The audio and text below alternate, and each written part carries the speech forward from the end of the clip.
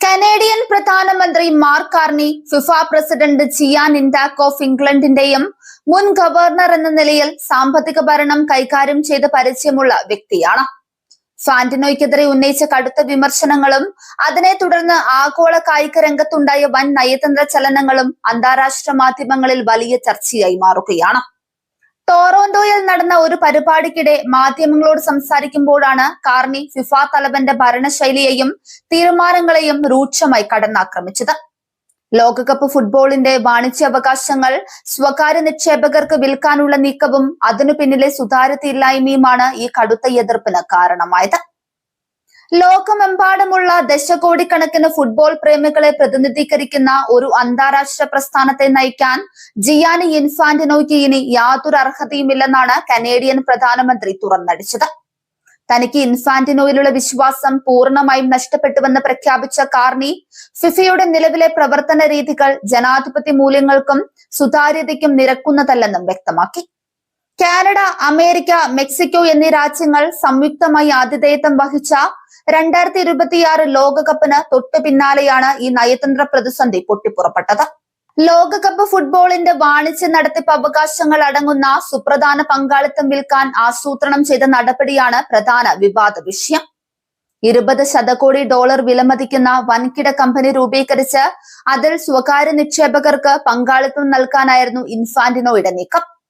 എന്നാൽ ഇത്രയും വലിയൊരു ആഗോള തീരുമാനമെടുക്കുമ്പോൾ ഫിഫയുടെ മുതിർന്ന എക്സിക്യൂട്ടീവുകളെയോ ബോർഡ് അംഗങ്ങളെയോ ചീഫ് ഓപ്പറേറ്റിംഗ് ഓഫീസറെയോ മുൻകൂട്ടി അറിയിച്ചില്ലെന്ന ആരോപണമാണ് വൻ പ്രക്ഷോഭത്തിന് വഴിവെച്ചത്.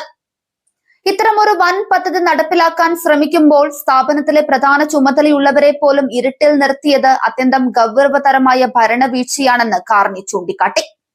ബാങ്ക് ഓഫ് കാനഡയുടെയും ബമാർ കാർണി ഒരു ചെറിയ ബിസിനസ് സ്ഥാപനം പോലും ഇങ്ങനെ നടത്താനാകില്ലെന്നിരിക്കെ ലോക ഫുട്ബോളിന്റെ ഭാവി നിർണയിക്കുന്ന ഒരു പ്രസ്ഥാനത്തിൽ ഇത്തരം നിഗൂഢമായ നീക്കങ്ങൾ അനുവദിക്കാനാവില്ലെന്ന് അദ്ദേഹം ഓർമ്മിപ്പിച്ചു. സുതാര്യതയുടെയും ജനാധിപത്യ മൂല്യങ്ങളുടെയും അഭാവമാണ് ഇൻഫാന്റിനോയുടെ നിലനിൽപ്പ് അപകടത്തിലാക്കുന്നത്. ഇൻഫാന്റിനോ വരുത്തിവെച്ച ഈ തന്ത്രപരമായ പിഴവ് അദ്ദേഹത്തിന്റെ സ്ഥാനത്തിന് തന്നെ മരണഹരമായ പ്രഹരമാണെന്ന് കനേഡിയൻ പ്രധാനമന്ത്രി വിശേഷിപ്പിച്ചു. തീരുമാനങ്ങൾ പരസ്യമാക്കാതെയും ചർച്ചകൾ നടത്താതെയും ഏകപക്ഷീയമായി കാര്യങ്ങൾ കൈകാര്യം ചെയ്യുന്നത് കായിക രംഗത്തെ വൻകിട സാമ്പത്തിക താൽപര്യങ്ങൾക്ക് വിട്ടുകൊടുക്കുന്നതിന് തുല്യമാണെന്ന് അദ്ദേഹം കൂട്ടിച്ചേർത്തു. ഈ കടുത്ത നിലപാടിന് പിന്നാലെ അന്താരാഷ്ട്ര കായിക ബോഡികളിൽ നിന്നും മറ്റ് ലോക നേതാക്കളിൽ നിന്നും ഇൻഫാന്റിനോയ്ക്ക് നേരെ വലിയ സമ്മർദ്ദമാണ് ഉയർന്നുകൊണ്ടിരിക്കുന്നത്.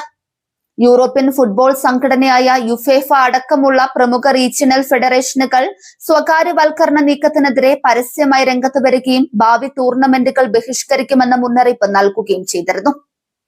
ബ്രിട്ടീഷ് പ്രധാനമന്ത്രി ആൻഡി ബർണാം അടക്കമുള്ള മറ്റു പ്രമുഖ നേതാക്കളും നേരത്തെ തന്നെ ഇൻഫാന്റിനോയുടെ നേതൃത്വത്തിനെതിരെ കടുത്ത വിമർശനവുമായി രംഗത്തെത്തി. സ്വകാര്യ നിക്ഷേപ പദ്ധതിയുടെ ഭാഗമായി അമേരിക്കയിലെ മുൻനിര രാഷ്ട്രീയ വ്യാപാര പ്രമുഖരുമായി ഇൻഫാന്റിനോ നടത്തിയ അടുപ്പവും ചർച്ചകളും വലിയ സംശയങ്ങൾക്ക് വഴിവെച്ചിരുന്നു. മുൻ അമേരിക്കൻ പ്രസിഡന്റ് ഡൊണാൾഡ് ട്രംപിന്റെ അടുത്ത സഖ്യകക്ഷികളുമായും കുടുംബാംഗങ്ങളുമായും ബന്ധപ്പെട്ട വ്യവസായ ഗ്രൂപ്പുകൾക്ക് പദ്ധതിയിൽ പങ്കാളിത്തമുണ്ടെന്ന വിവരം പുറത്തുവന്നത് രാഷ്ട്രീയ ആക്ഷേപകർക്കും ഇടയാക്കി. ഫിഫയെ പ്രത്യേക രാഷ്ട്രീയ സാമ്പത്തിക ഗ്രൂപ്പുകളുടെ താൽപര്യങ്ങൾക്ക് വഴങ്ങുന്ന കേന്ദ്രമാക്കി മാറ്റിയെന്ന വിമർശനം ഇതിലൂടെ ശക്തമായി. കായിക ലോകത്തെ ഏറ്റവും വലിയ മാമാങ്കമായ ലോകകപ്പിന്റെ അവകാശവാദങ്ങൾ സ്വകാര്യവൽക്കരിക്കപ്പെടുന്നത് കായിക രംഗത്തിന്റെ സത്തയെ തന്നെ ഇല്ലാതാക്കുമെന്ന ഭയമാണ് ഫുട്ബോൾ ഫെഡറേഷനുകൾ പങ്കുവെക്കുന്നത്. ക്ലബ്ബ് തലത്തിലും ദേശീയ തലത്തിലും കോടിക്കണക്കിന് ആരാധകരുടെ പിന്തുണയോടെ വളർന്നു വന്ന ഒരു കായിക ഇനത്തെ കേവലം കച്ചവട ചരക്കാക്കി മാറ്റാൻ അനുവദിക്കില്ലെന്ന ദൃഢനിശ്ചയത്തിലാണ് പ്രമുഖ രാജ്യങ്ങൾ.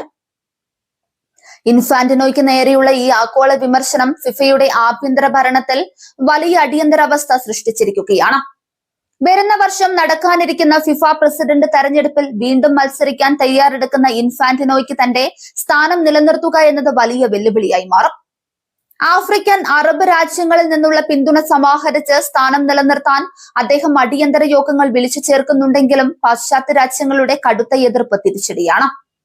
കാനഡ പോലൊരു ആതിഥേയ രാജ്യത്തിന്റെ പ്രധാനമന്ത്രി പരസ്യമായി വിശ്വാസമില്ലായ്മ പ്രഖ്യാപിച്ചത് ഫിഫയ്ക്ക് ചരിത്രത്തിൽ ഉണ്ടാകാത്ത നയതന്ത്ര പ്രഹരമാണ് നൽകിയത്. കാനഡ സോക്കർ ഫെഡറേഷനും പ്രധാനമന്ത്രിയുടെ പ്രസ്താവനയെ പിന്തുണച്ചുകൊണ്ട് രംഗത്തെത്തി. കായിക ഭരണരംഗത്ത് സുതാര്യതയും ജനാധിപത്യ ഉത്തരവാദിത്തവും ഉറപ്പാക്കേണ്ടതിന്റെ ആവശ്യകതയാണ് ഈ സംഭവം ചൂണ്ടിക്കാണിക്കുന്നത്. കോടിക്കണക്കിന് ഡോളറിന്റെ ഇടപാടുകൾ നടക്കുന്ന ഫിഫയിൽ ഏതാനും വ്യക്തികളുടെ തീരുമാനങ്ങൾക്ക് വിട്ടുനൽകുന്നത് വൻ അഴിമതികൾക്ക് വഴി തുറക്കും. അന്താരാഷ്ട്ര കായിക ബോർഡുകളുടെ ഏകപക്ഷീയമായ തീരുമാനങ്ങൾക്കെതിരെ ലോകരാഷ്ട്രങ്ങൾ ഒന്നിക്കുന്ന കാഴ്ചയാണ് ഇപ്പോൾ കായിക ലോകം കാണുന്നത്. സാമ്പത്തിക അച്ചടക്കവും ജനാധിപത്യ മൂല്യങ്ങളും ഉയർത്തിപ്പിടിക്കുന്നതിൽ ആഗോള നേതാക്കൾ കാട്ടുന്ന ഈ നിഷ്കർഷ ഫുട്ബോളിന്റെ ഭാവി സുരക്ഷിതമാക്കാൻ സഹായിക്കുമെന്നാണ് ആരാധകരുടെ പ്രതീക്ഷ.